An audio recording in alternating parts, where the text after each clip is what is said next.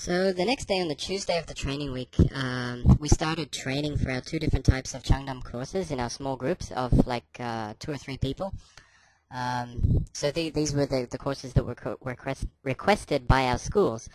And so for the morning session, I completed training for, I think it was, I'm not sure exactly, but it was some sort of lower intermediate English course. I'm not sure if it was reading, speaking, I can't remember exactly. But it was like a fairly low-level course. So I did that course in the morning with the same two guys from America that I completed the training session on Monday with. And for the afternoon session, I was being trained by myself for a highly advanced reading course with a strong focus on critical thinking and analyzing arguments from newspaper excerpts. So actually, at the start of the training week, you're given a large white Chung Dahm folder. It's like a white folder that says Chung Dahm on the front, and it contains all the information about the training week. So it has the timetable, the Chung Dahm Code of Conduct, Chung Dahm Grammar Guide, info about the critical link part of the lesson, and the rest of the folder is filled up with photocopies from various Chung Dahm produced textbooks and readers for the courses that you'll be teaching after the training.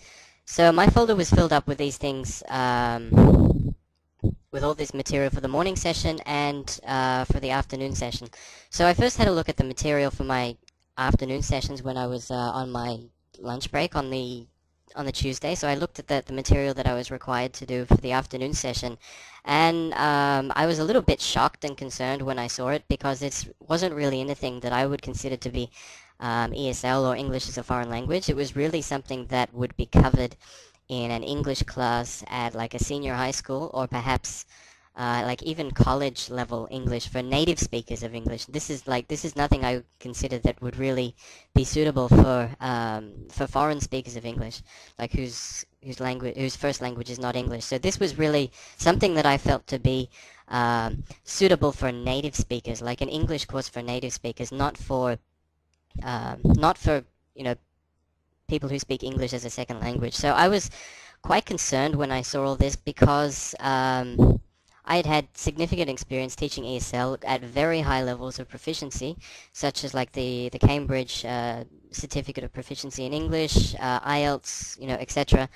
And during my my teaching experience for these types of courses, I've never had to cover any of the sort of material that I was expected to cover in this advanced reading class for Chung Dahm.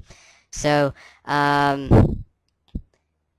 basically, we were given, I was given photocopies from about 40 or 50 pages out of a textbook, and this textbook had a focus on critical thinking and analyzing newspaper articles, and is this a flawed argument, is this logical, is this opinion. It's very, very complicated. It's not really something that I had any experience in teaching, or any qualifications to teach either. So I really felt that this was something like Introduction to Logic 101 or something. It felt like a college course to me.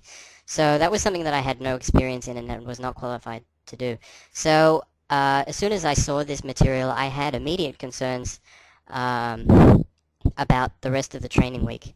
And I couldn't really figure out why Chung Dahm hadn't told me before I had arrived in Korea why they wanted me to teach this type of course, and why they had gotten me to teach this type of course when I didn't really have any experience teaching this type of thing, and I didn't really feel confident taking that type of course, because I'm pretty much out of my depth taking that sort of thing. So anyway, the afternoon session comes up with my trainer on the Tuesday, and he was an Australian guy from Adelaide, and he seemed to be quite nice, and the training session went quite well.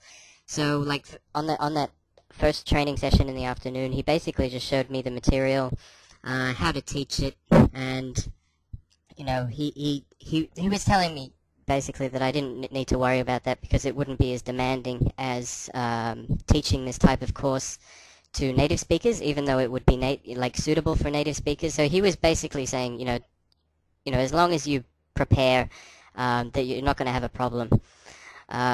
So I was, he eased my mind slightly about that, but so anyway, for this course, he just basically taught some of the material and showed me how to teach it, and I pretended to be the student. So I looked at his teaching, took notes, and then I asked him questions. I was still a bit concerned that I had only 3 days to learn all of this stuff and be able to teach 40 or 50 pages of incredibly dense and difficult content from all these newspaper articles, and analyze the arguments, logic, reason, something that was really quite demanding, and I don't think I could familiarize myself with all this content and be able to teach it at a high enough standard, to be able to pass the training. So I didn't really feel that it was something that was doable to come from having no experience with this type of thing to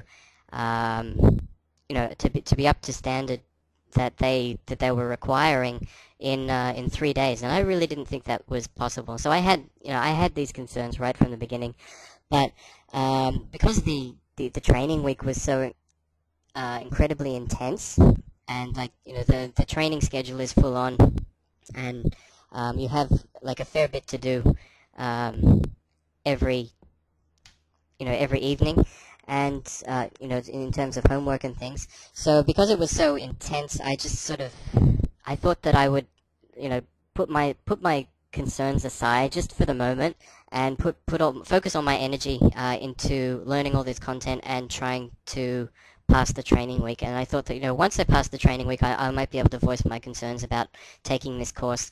And so it concerned me from the beginning, but I thought that I would just try and focus on the training, pass it, and then try and do something about it. So I didn't really say anything. So that was the Tuesday.